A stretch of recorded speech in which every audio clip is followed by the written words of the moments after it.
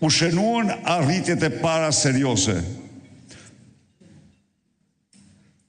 U shumuan programet me qindra. Që ndodhi këto vite? Këto vite janë mbyllur 760 shkolla. Këto vite numri studentëve ka rënë me mbi 60.000. Këto vite ka ndodhur ajo ose është regjistruar ajo që ndofta s'është regjistruar ndonjëherë në tërë historinë tonë miravjeçare. Një qytet, një qendër e banuar si Kolonja, si Erseka, ka patur në vitin 2023 vetëm një lindje.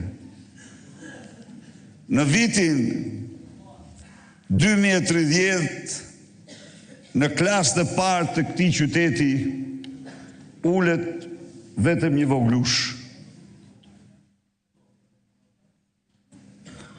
Kombi nuk është goditur kurrë në materien e tij, në qenien e tij, nga asnjë pushtim, nga asnjë pushtues, nga asnjë fatkeqësi natyrore, nga asnjë luftë, siç është goditur këto 12 vite të qeverisjes së një njeriu i cili ka patur mision shkatrimin e këtij kombi. Ka patur si mision dhe ka shkatrimin e këtij kombi. Edi Rama përbën ndofta antishqiptarin më të zi të historisë.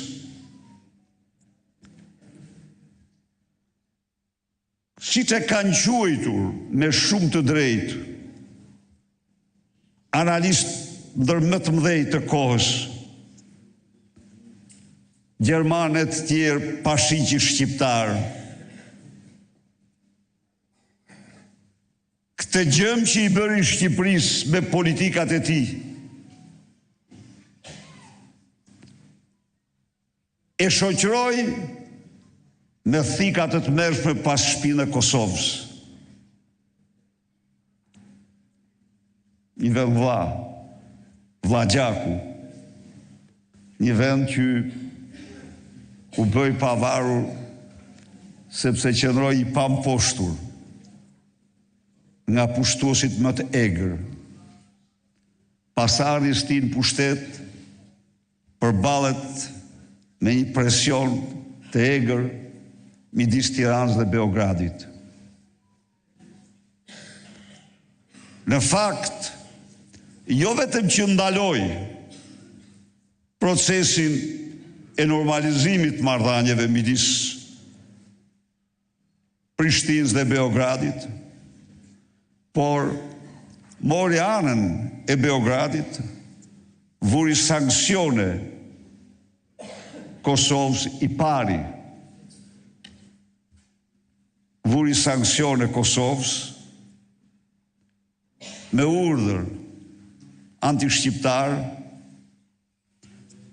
Pra, kjo që psoi Shqipëria dhe shqiptarët me Edi Ramën është e pashembull në tërë historinë. Unë e kam përjetuar diktaturën komuniste dhe unë e di se 10 mijëra shqiptarë u ekzekutuan për fjalën e lirë, për mendimin e lirë, për dinjitetin njerëzor. 10 mijëra tjera të tjerë u internuan u të bërë një popull i tërë ranë varfëri dhe në mjerim. Por kur, ky popull nuk ka humbur në 10 vite 45% të materjes ti, si që kemi humbur në këtë periudhë. Unë ndala në këtë analizë për të thënë se në këtë regjim, në këtë diktaturë të dytë, arsimi ka qenë dhe viktima në tragjike e tij. Mësuesit u degraduan, u zëvendësuan me patronazhist. Rrogat e tyre në vend se të ndiqnin trendin, sot nuk kanë të kompensuar as gjysmën e inflacionit 12 vjeçar. Një shkollë drejtorash si shkollë partie, një portal që quhet Mësues për Partinë, të gjitha këto së bashku sollën rrokullimin e madhe të sistemit jetik më të rëndësishëm për një kombë në rrugën e tij drejt përparimit, drejt progresit. Në këto kushte, ju jeni dëshmitar që ne kemi shpallur moton ton Shqipëria madhështore. Dhe unë garantoj secilin për jush se kjo moto sado që mund të